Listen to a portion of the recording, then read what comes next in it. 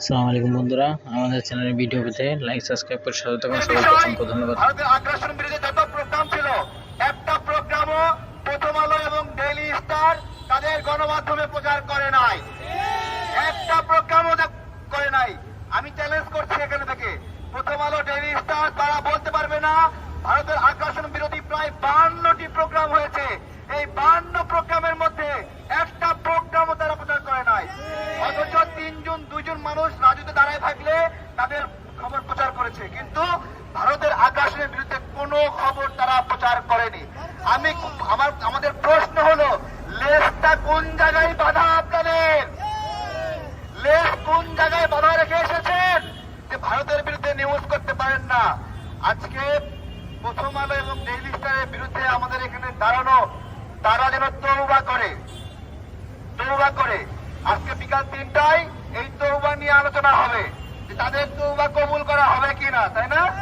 তওবা কবুল হবে কিনা। এবং আরো অনেক বিষয় রয়েছে। আমরা বিভিন্ন সময় গুম খুনের শিকার হয়েছি।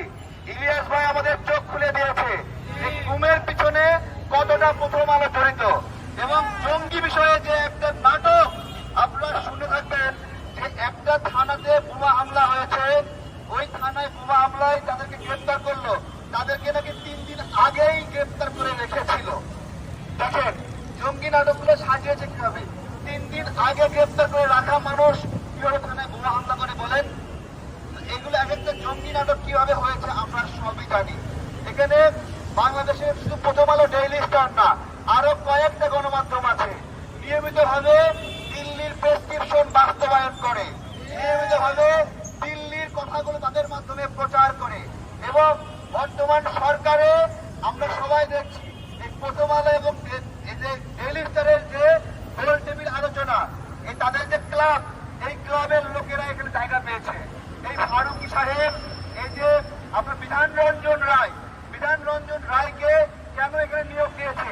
শেখ হাসিনা সরকারের সুবিধাবাদী ছিল বিধান রঞ্জন রায়, এবং সে মানসিক হাসপাতালের পরিচালক ছিল। সুপ্রদীপ চাকমা, সে শেখ হাসিনার সময়ে পার্বত্য উন্নয়ন বোর্ডের চেয়ারম্যান ছিল।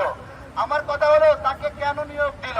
এই সুপ্রদীপ চাকমাই কিন্তু এখন পাহাড়ে বিশৃঙ্খলাগুলো হচ্ছে তার অন্যতম দায়ী। আমরা যদি সমস্যাগুলো ধরতে না পারি ভাই, তাহলে হবে না। আজকে আমাদের আসিফ নজরুল স্যারকেও প্রশ্ন করতে ইচ্ছা করছে যে আপনি বাংলাদেশের পক্ষে নাকি ভারতের পক্ষে? আমরা জানি এই সরকারের দ্বিতীয় ইউনুস হলো কে?